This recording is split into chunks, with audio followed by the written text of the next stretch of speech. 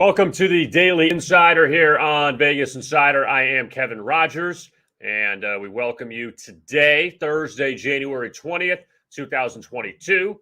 And it's a Thursday, so that means Vince Akins will join us to talk NFL trends for divisional round of the playoffs. And we're down to 8, and we're down to 8 really good teams. So we got rid of some of the not so great teams last weekend and the Cowboys, but at least this weekend that we're going to have some monster matchups. We're going to go over all 4 of them with Vince coming up in just a few moments. But before we do get to Vince, I want to tell you about BetMGM. They're the king of sportsbooks, and they are live in New York right now.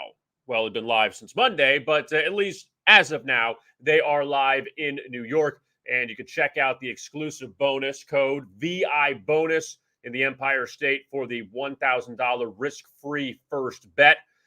BetMGM is offering a welcome bonus for casino and sportsbook new users. Enter the bonus code VI bonus for a $25 no-deposit free casino game, plus a $100 deposit match up to $1,000. Enter VI bonus on the BetMGM Sportsbook app to receive a $1,000 risk-free first bet for your first wager. Also, BetMGM special offer, bet $20 to win $100 on any sport or game, regardless of your wager's outcome. And remember, the code is VI bonus. So check that one out today. That's right. BetMGM, they are the king of sports books. All right, let's bring him on. Vince Akins, there he is. We're down to 8 teams, Vince, and you got 4 really intriguing matchups in the NFL. So let's get right to it. And let's begin with I don't want to call them your hometown team, but your home state team, the Cincinnati Bengals. They are going to Tennessee to take on the top seed, the Titans. Derrick Henry expected back. What do you got for the Titans and the Bengals to kick things off for this weekend? Sure, yeah. Before you get started there, this is a really exciting slate of games, these 4 games that you mentioned. And, I find this happen all the time. It happens in March Madness a lot where, I'll talk to people that don't have a rooting interest or even a betting interest in the games, cover your ears and say, I'm rooting for the underdog. And to me, no disrespect to the Steelers, the Eagles, but I'm glad we don't have Pittsburgh, Tennessee, or Philadelphia, Green Bay this week, or any huge lopsided game. We really got probably mentioned maybe the Cowboys, 8 of the best 9 teams in the league playing this week, and that sets up some really exciting matchups and no line bigger than 6 points right now, which is what I like to see coming down the stretch here in the last games of the season. So we turn to the Bengals Titans to start off the week here on Saturday afternoon. This is an interesting game to handicap, and there's a lot of things going both ways. So I'm just going to mention a couple of trends favoring each team. This is a bit of a split game here. To start with, and you're going to see this as a kind of a common trend as we talk about the 4 games here. Teams that are underdogs have played pretty well as underdogs, either this season or recent seasons, as you're going to see here. And that starts with the Bengals, who are 5-0-1 against the spread this season as an underdog of at least 3 points, getting 3.5 points in this game. They've won 4 of those 6 games outright as well. So the Bengals, looking long term, they have a little bit more of a history of playing as underdogs than the other 3 underdogs in this week's games. But just this season, as an underdog of at least 3 points, the Bengals have been quite good this year. A couple other factors. We turn to a couple for the Titans here, starting with, this is actually a higher total game for Tennessee compared to some of the other teams still playing this week. However, this season, from week 2 on, Tennessee is 7-0 against the spread in games where the total was over 45. We're at 46.5 here. Games where the total was 45 or less over that stretch, the last 16 games, just 3-6 against the spread. So you think Tennessee, obviously, not as many high total games as some of these other playoff teams. That might not be what favors them. Actually, this year, Tennessee's been extremely good against expectations in high total games, or even medium to high total games, looking at over 45 at this point. Also, Tennessee coming off the bye, only 2 bye teams entering this week's action. They haven't had a playoff bye, obviously, in some time, but just looking recent performance, they have been very good coming off of byes, their regular season bye. Going back to 2015, 6-1 against the spread in those games. And actually, just back to 2016, they've won 6 straight games outright coming off the regular season bye. This year, that was in week 14, where they beat Jacksonville 20-0, a game they really dominated throughout. It could even been worse than that final score coming off their bye week. So Tennessee has responded pretty well with that extra week of rest in recent seasons. A final team trend. This one actually goes against Tennessee, back towards the Bengals. We've mentioned this, I believe, going into the Week 18 game where it was active as well. Tennessee is 0-16 going back to 2011 as a favorite when they had between 32 and a half and 40 minutes of time possession last game. So in their Week 18 win over the Texans, they had the ball for a little over 33 and a half minutes in that game. So we're talking like games Tennessee's favored, and they had pretty good time of possession control in their last game, which is something that is pretty relevant for the Titans and how they want to play. They've not done well against the spread in this situation going back some time here. You had last week, Vince, you had a lot of some trends that reflected back in the regular season meetings, and 5 of the 6 in the wild card, except for San Francisco, Dallas, were rematches. This weekend, 3 of the 4 are rematches. Cincinnati, Tennessee didn't play. Do you think it's more of an advantage that these teams, or at least from a handicapping standpoint, that these teams didn't play the regular season, or that the other 3 you have now a rematch? You could take something from that game, or is it maybe misleading? It's better to have a fresh matchup. How do you evaluate that? Because this is the only one that wasn't a rematch. Yeah, obviously there's a little less data points when you're talking about not having a rematch compared. Last week we talked about some teams that had blown out in the first meeting. That long-term system actually didn't do that well. Last week in particular, actually this week's games, that's not relevant because we've had 3 pretty close matchups between the 3 teams. Kansas City wasn't all that close, and got a little closer in the second half of the game. That wasn't all that close. But the Rams, Tampa, and San Francisco, Green Bay were competitive early season matchups. So that sets up. You can look at different things. A lot of those teams that were dogs in the first games are dogs again in these games. So I don't think it's a huge deal that these teams didn't play. It's one less set of data points to look at when looking at this game. All right, so let's move now to the Saturday night game in Green Bay at Lambeau. So San Francisco was favored against Green Bay back in Week 3, that Sunday night game, and the Packers were up 17-0 out of the chute. San Francisco came back, took the lead late, and the Mason Crosby kicked the game-winning field goal. Packers beat them. Now they face each other again in the playoffs. San Francisco off that win at Dallas last week, so they were the only underdog winner. Now they're a dog again, have some injuries. Packers been sitting back with the bye. What do you have with this one? Aaron Rodgers and the Packers need 2 wins to get to the Super Bowl. Sure. A few interesting notes. I'm going to start with a playoff-specific long-term system here, and that's teams coming off playoff road wins. Last week the 49ers were actually the only team to pull off that road upset in the first round of the playoffs. So they're the only team here. Usually those teams are on the road again the next week. It's very rare to have a situation you have to have several upsets. A situation where the team that was on the road and won ended up hosting their next game. But teams coming off playoff road wins are 45-34-1 against the spread in their next playoff game. So 57% against the spread. So you think about, there's kind of an idea, it's really hard to win on the road in the playoffs. So to try to do that multiple weeks in a row is even more difficult. Those teams actually do carry a little bit more momentum, and, going back on the road again, another playoff game, do exceed expectations more often than not again in the next week, which are the Niners in that situation here. I mentioned teams as underdogs, and 49ers haven't been underdogs all that often this season. They have been the last 2 weeks, though. But just going back to November 2020, San Francisco 6-1 against the spread as an underdog. And that includes 5 of those 7 outright wins, including the last 2 weeks, obviously upsetting the Rams to get to the postseason here. And then that win at Dallas last week as the underdog as well. The 49ers, again, another team that's been, recent sample size, been very good against the spread as an underdog. One note favoring the Packers here. And of course, the question when you're looking back to their Week 18 game, that was a weird matchup with the Lions. The Packers tried for part of the game, then pulled starters. How much can you really take of that?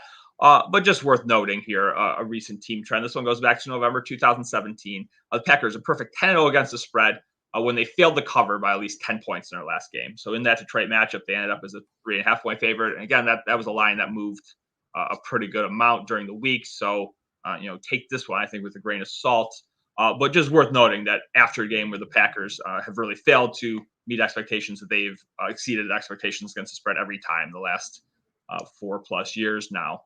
And finally, we got a little playoff-specific note for the total here. The Packers in playoff games going back to 2016 have 7 straight overs in their playoff games. Last season, it was a 32-18 win over the Rams. They got over that total. That was at 46.5.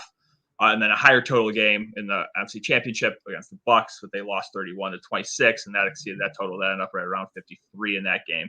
So 2 overs last year, and actually, so going back to 2016, 7 straight overs in Packers playoff games. So I feel like, Vince, that a lot of people want to go to the dogs have got to bounce back after the favorites went 5-1 last weekend, that find the dogs after, the favorites took care of their business. And teams coming off playoff road wins are 45-34-1 ATS. So it's not exactly like, you win on the road and all of a sudden now you put up a dud, because that's not really the case. It shows that these teams are competitive. Yeah, so, once you establish that first, you can go in and beat off the playoff team on the road. I think there's something to establishing that and having that confidence when you're going to that same situation the next week. And you mentioned the favorites having a strong week last week. It's kind of interesting. I don't necessarily think that's sole reason to look at the dogs, but this could be a situation where I do think we talked about the top 8 teams here, maybe the Cowboys, the top 9 teams of the league.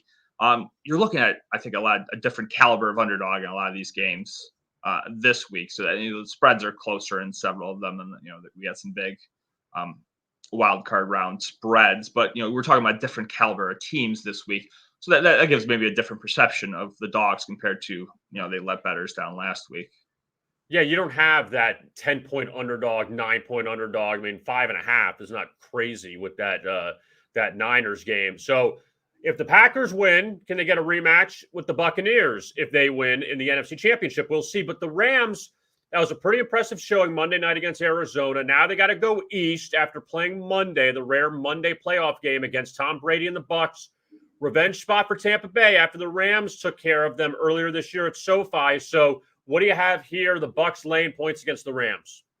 Sure, yeah. So if the Packers do win Saturday night, then no matter which one of these teams wins Sunday, we are going to be getting a playoff rematch from last season. As I just mentioned, the Rams and the Bucs were Green Bay's 2 home opponents in the playoffs last season.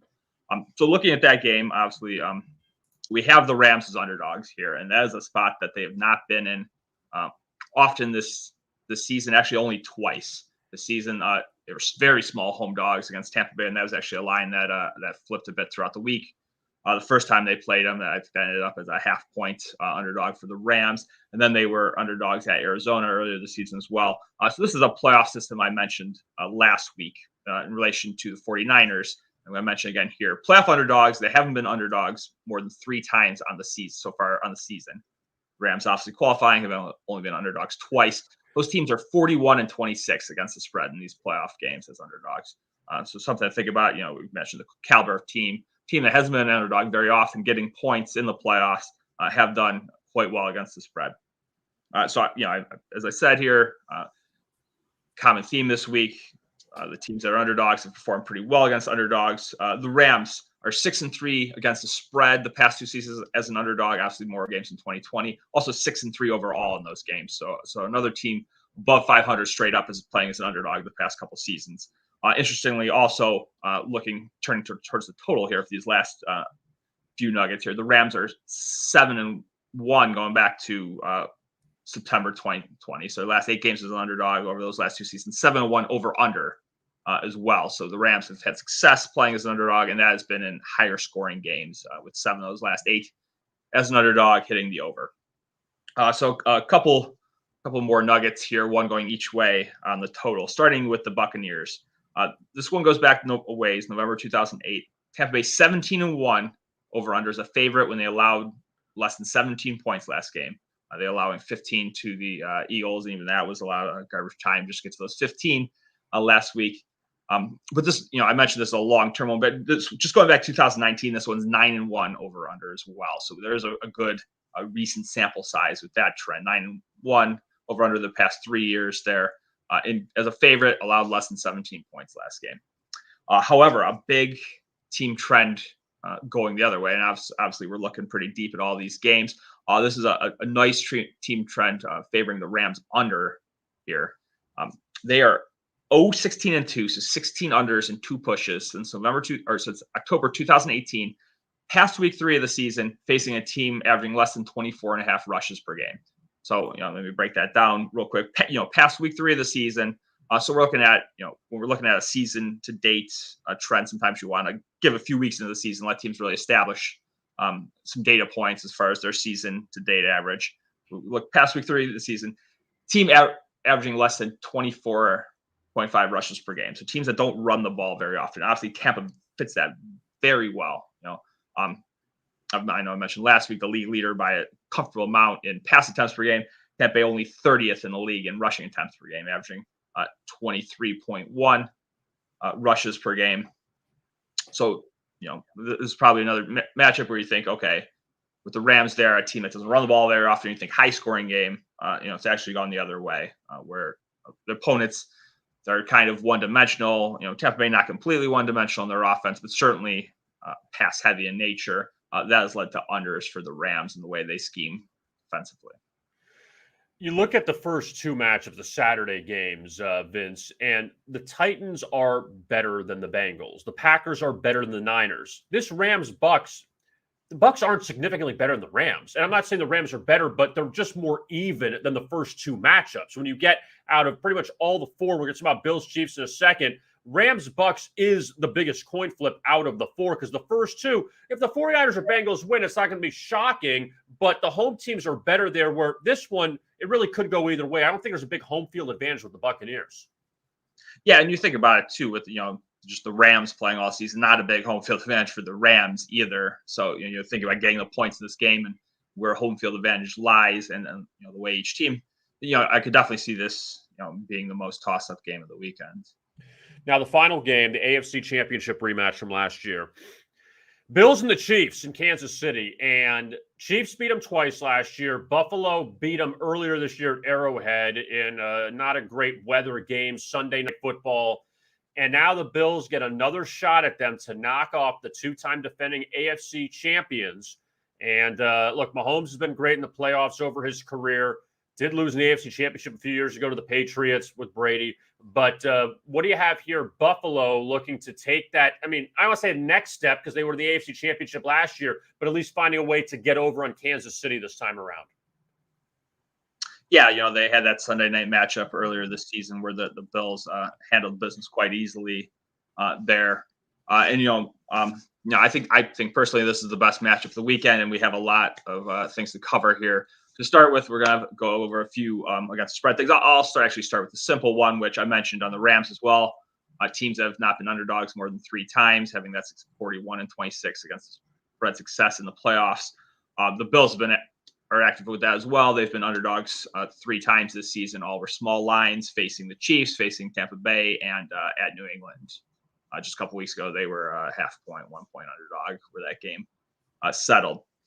So having said that, I think people realize Buffalo is a good team. They've been better this season. I don't think people realize how dominant the Bills have been, even compared to the Chiefs. I mean, the Chiefs having a really good season, including their playoff game.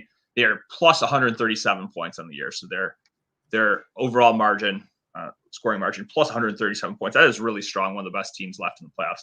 The Bills, including obviously that blowout playoff win last week, are plus 224 points, which is really elite historic levels. So I kind of want to look at, the Bills actually have a worse record than the Chiefs. Obviously, the Chiefs hosting this game by, they're a game below them in the standings this season. So I pulled up teams that have a scoring margin at least 50 points better than their opponents. So significantly better than their opponent. We're looking at a margin of over 80 points here, but have a worse record on the season. So, a difference between where these teams' scoring margins lie, but where their records lie. The team with the better scoring margin of at least 50 points, who's a worse record than their opponent, is 8-2 in the playoffs. And obviously, having the worst record than their opponents, those teams are on the road, just as the Bills are here. Just a little nugget there. Several more things we're looking at Bill specific here. Starting against the spread, the Bills kind of, if they had one weakness on the team, you'd say it's their rushing attack. And obviously, Josh Allen, particularly last week, made up for some of that. But they had a really successful game running the ball, 174 yards against the Patriots. Obviously, got to that big lead, were able to run the ball comfortably and didn't have to throw Allen every down. That has been a huge indicator for the Bills recently. Since going back to September 2019, they are 11-0 against the spread when they ran for at least 140 yards last game. And interestingly, too, going back to 2017, they're 10-0 against the spread as a dog when they've run for at least 140 yards last game.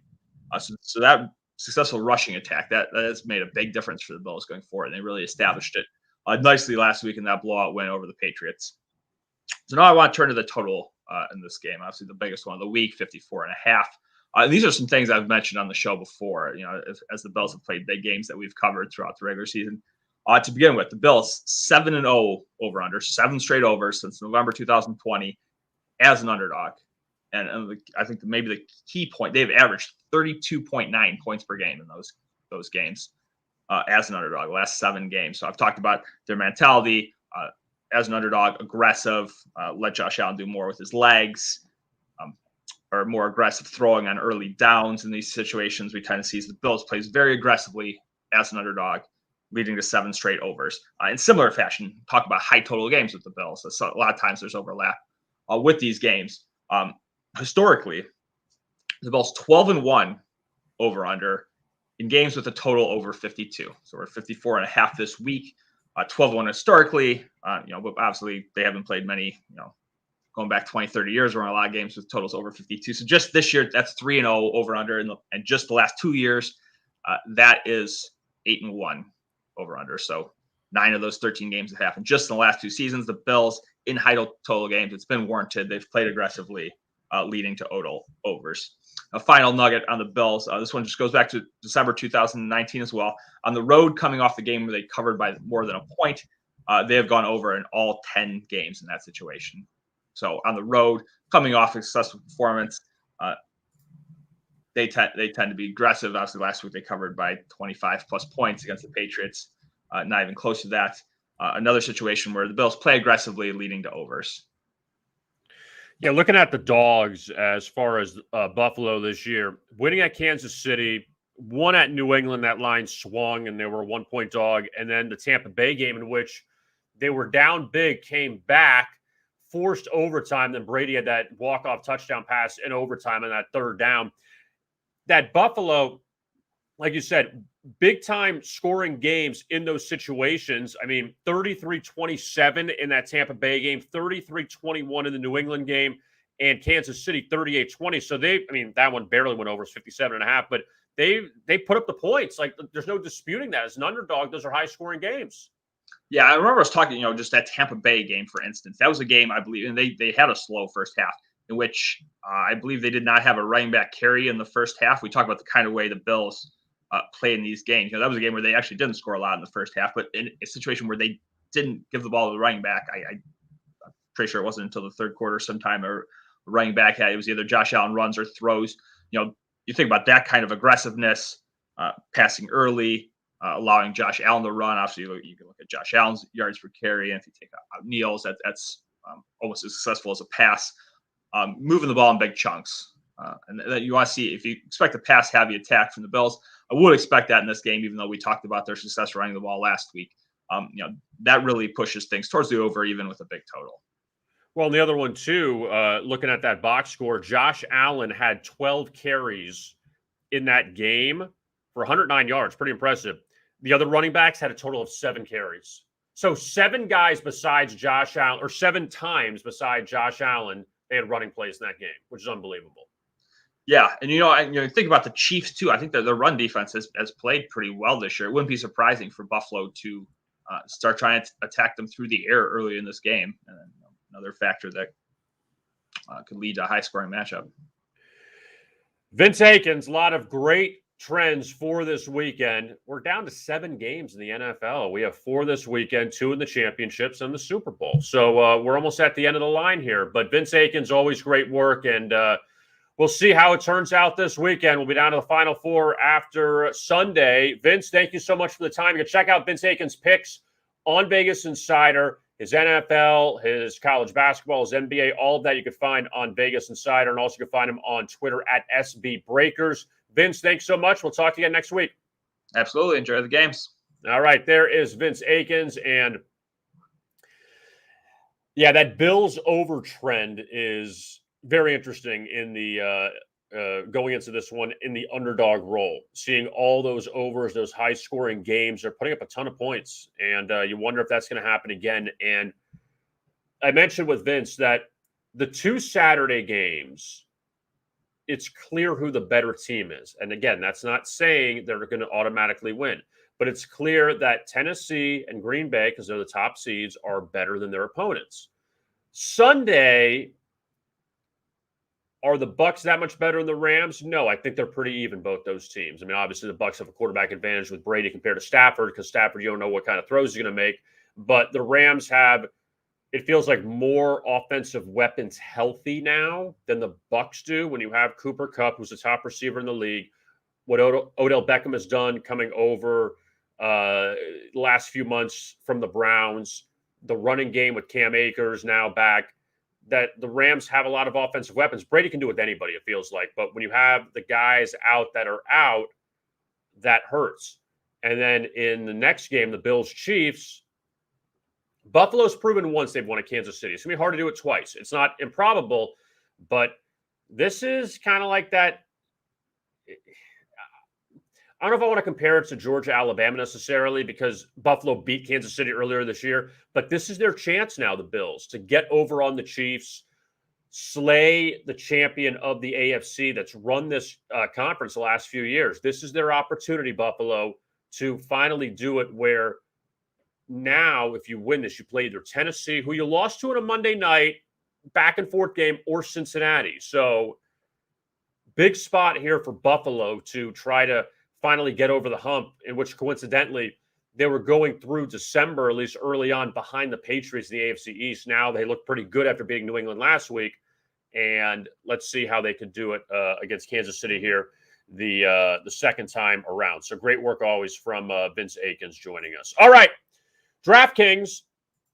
You know, we tell you about DraftKings a lot, and they are now legal in New York. And if you're in the state of New York, this guy is now wandering the streets. He's wearing his crown, and you know what? He's proud of it because he's the GOAT, and he can do that. The DraftKings Championship Series is the ultimate competition of contest winners from daily fantasy sports, sportsbook, and casino. The one and only place you can compete in the king of competitions. The best of the best in each domain will compete for series supremacy in their own domain's tournament of champions. They'll have one goal in mind: win the ultimate crown and earn the title of the greatest of all time, the GOAT. That's right. This guy's going to be wandering around. You don't know where he's going to go because he's wearing that crown proudly. Nobody's going to take it from him. You can now play with DraftKings if you are in New York. And again, DraftKings is also legal in other states as well. But in New York, it is legal. So go to DraftKings.com right now for more details. All right. Let's do the look ahead for tonight in the NBA.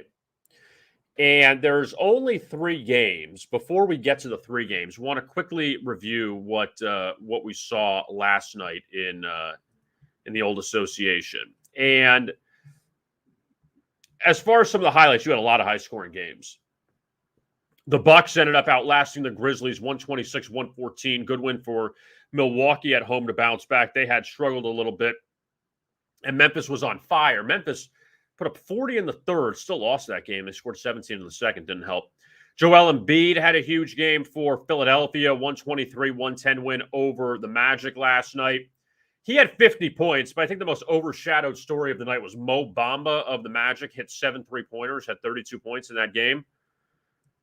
Love to see the big guy hitting a lot of threes. Good win for the Nets on the road. They held off the Wizards 119-118. So Brooklyn bounced back from that Cleveland loss. Minnesota, I don't know what's going on with them, because I saw Anthony Edwards got ejected in the second half of that game. But second straight game where the Timberwolves have had a lead at the half and then just got run in the third quarter. That happened against the Knicks a few nights ago. They ended up beating the Knicks. But last night, they're up 16 after 1, up 12 after 2, get outscored 45-20 by Atlanta. The Hawks end up pulling away, winning 134-122 and a 235.5 total. That was just never in doubt. Really good road win for the Hornets. They go into Boston, beat the Celtics 111-102. So the Hornets now back-to-back wins on the road, beat the Knicks and beat the Celtics. Heat end up holding off the Blazers 104-92. They win by 12. They broke away in the fourth quarter. Bulls end up knocking off the Cavaliers 117-104 as 3-point underdogs. And Chicago down Zach LaVine and LaMelo Ball. Or I always say LaMelo Ball when I think of it. Lonzo Ball. Lonzo Ball and Zach LaVine are hurt. They're not going to make the road trip for the Bulls, but you would never have thought a few weeks ago the Cavs would be a 3-point favorite at Chicago, but that was the case last night, and the Bulls rallied, and they ended up winning that game by 13. Mavericks held off the Raptors 102-98. That game was on pace early for an over. 41 in the fourth didn't help. Maybe could have had overtime if the Raptors were down 198. They took a few threes there to try to take the lead. They would have gotten 2 to tie. It could have been 100-100. He could have maybe gone over in overtime at 207.5 total. But Dallas ended up winning that game 102-98. So another under for the Mavs at home, another under for the Raptors. They keep that going. San Antonio beat Oklahoma City 118-96. But here's what's interesting. This total closed at 221.5. You needed in the fourth quarter 214. You needed 38. You got 30. 18-12. Thunder outscored the Spurs in the fourth quarter. 30 points. You needed 38, and you only got 30. That's a killer. Really good win by the Rockets last night in Utah's 14-point dogs, 116-111. No Donovan Mitchell for Utah in the concussion protocol, but Houston goes in there. Houston, look, we know they're not very good. They're a young team, but Utah has been a freaking mess recently. The Jazz now, going back after they lost to the Lakers a few nights ago, Utah now has lost, 6 of 7. The only win came at Denver over the weekend, but they've lost 6 of 7. They lost to the Rockets at home, the Cavs at home. Before that, they've lost to the Warriors at home. So Utah definitely taking a few steps backwards. Nuggets outlast the Clippers in overtime, 130-128. 16-14 in overtime. Nikola Jokic had a huge game, 49 points, but the Clippers covered as 9.5-point underdogs. First over between those 2 and 3 meetings this year. Pistons ended up pulling away from the Kings late. Won that game 133-131 in Sacramento.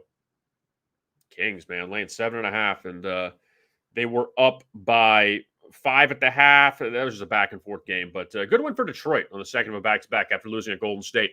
And then the Lakers. They end up losing to the Pacers 111-104.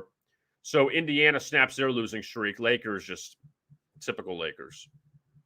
And that game stayed under the total last night. All right, let's look ahead to tonight in the NBA. We'll start with the Suns and the Mavericks in Dallas. That's the early TNT game tonight. Phoenix at 34-9, Dallas 26-19. The Mavs off that win over the Raptors last night. So Dallas, they are playing with no rest. Here's a good number for you. Dallas 7-0 to the under with no rest this year.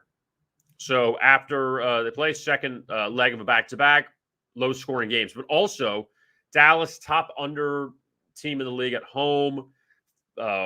6 straight unders right now.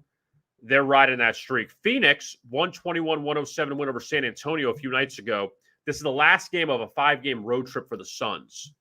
So you wonder how they'll come out tonight. Suns did beat the Mavs twice in Phoenix earlier this year. And also the Suns have won 8 straight against Dallas. So Phoenix has had their way.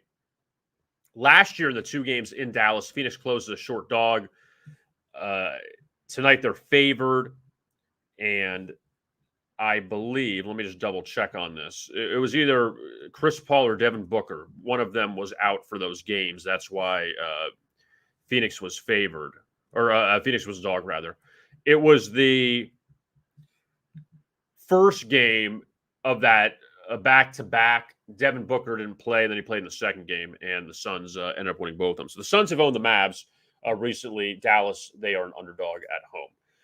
The Knicks and the Pelicans from Madison Square Garden tonight. New York off back-to-back losses at home to Minnesota and Charlotte.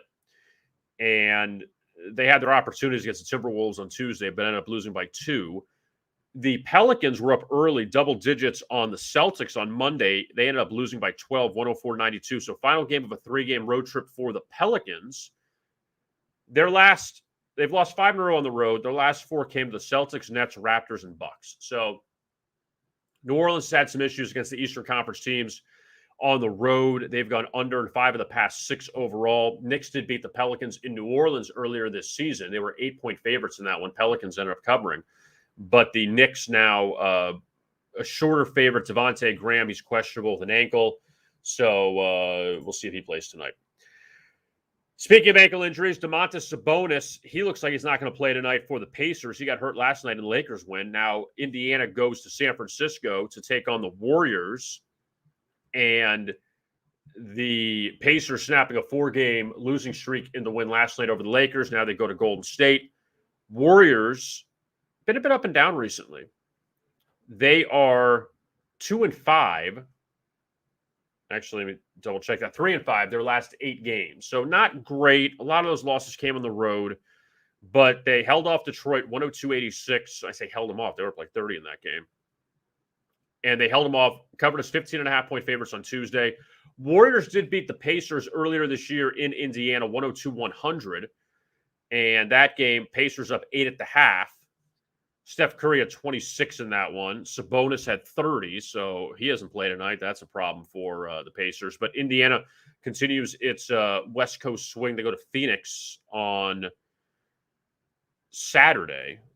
Then they head back east to take on New Orleans. And Golden State, after they face Indiana tonight, they get Houston, then Utah after that. So that should be an interesting battle there, but the Warriors, they'll be at home for a little bit here. So that's the look at the NBA. As far as college basketball goes, the look ahead tonight, couple key matchups here. Purdue laying 3.5 at Indiana. Boilermakers at 15-2, Hoosiers at 13-4. Georgetown's at Providence. That line has dropped. The Friars 10.5-point favorites. Their game a few nights ago was postponed. So Providence back at it. Georgetown 0-3 in the Big East this year. Also, SMU at Memphis is interesting inside the American because Memphis, coming off that loss to East Carolina where they were in control and then they ended up falling apart at the end. Memphis laying 6. Memphis has been a terrible favorite this year. You wonder what they're going to do against SMU tonight. SMU, a pretty good team. This one's really intriguing out of the Pac-12. USC and Colorado. Colorado's played well of late. They're 12-4 overall. USC's 14-2.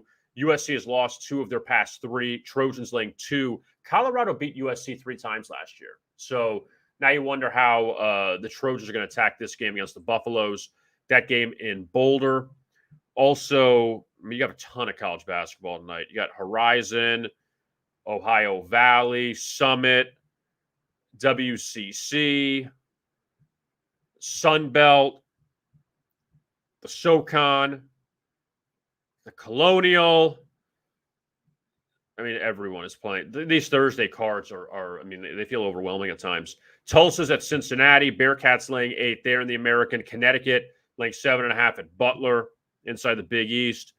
Later on in the Pac-12, you got 3 games. Late, you want the late degenerate specials. Here they are. Arizona, Stanford, 11 o'clock from Palo Alto. Wildcats laying 11.5. UCLA at Utah. Utah's at the bottom of the Pac-12. Bruins laying 9. Washington at Oregon State, the true degenerate special. Beavers laying 2.5. The Beavers been disappointment. Washington just beat Stanford. That's the 11:30 Pac-12 network game for the few fans that get the Pac-12 network. Also, San Francisco and Gonzaga, 11 o'clock tip in the WCC. Gonzaga laying 17. They've won 60-something straight games at home. So if you are in desperate need later on, there are plenty of games past 10 o'clock Eastern, even 11 o'clock. You have Pepperdine and Loyola Marymount out of the WCC is 11 o'clock. So you have 5, 11 p.m. or later tips Eastern in college basketball if you are so inclined to get in late or if you just had a bad night and need to do something. But I am not condoning that, but just letting you know it's there for you if you want it. It's there for the taking if you want it. All right. BetMGM, the king of sports books. That's right. Jamie Foxx, he's the face of it. We love Jamie Foxx. And the king of sports books, BetMGM, they are now live in New York. So you can use that bonus code VI bonus, the Empire State, for a $1,000 risk-free first bet. Also, if you're in a legal betting state that offers BetMGM, they also have a welcome bonus for new players. Casino and sports book, enter the bonus code VI bonus for a $25 no deposit free casino game plus a $100 deposit match up to $1,000. Enter VI bonus on the BetMGM Sportsbook app to receive a $1,000 risk-free first bet or your first wager. And BetMGM is available in the following states: Arizona, New Jersey, New York, Tennessee, West Virginia, Mississippi, Washington, D.C., Indiana, Pennsylvania, Colorado, Iowa, Virginia, Michigan, Illinois, and Wyoming. So get in now with the king of sportsbooks. Don't forget that code VI bonus now for BetMGM. My thanks to Vince Akins for joining us. He does a great job with the trends, and we always enjoy that from him. And he'll be back with us again next week to discuss the championship game trends. We'll see who gets out of it. Who are the four teams? I mean, listen, you have the Packers, you have the Chiefs, the Bills, the Bucks. 4 of the 8 teams left were in the conference championships last year. So we're going to get those 4. We're going to get 3. We're going to get 0. Who knows? I mean, get Rams, Niners. We can get Bengals. Actually, no, we can't get 0. It's impossible. You got to get at least 1 because Bills play the Chiefs. So do my math again. You're going to get at least 1 team back in the conference championship. The other 3 are up in the air. But, we got Bills, Bengals. That'll be interesting. Anyway, so we will talk to you again coming up tomorrow, and we will preview the games even more and also look at the NBA slate for Friday. So we are looking forward to that. Again, my thanks to Vince Akins. I am Kevin Rogers. Thanks a lot for tuning in to this edition of the Daily Insider. We'll be back with you tomorrow at noon Eastern. And as always, best of luck with your bets.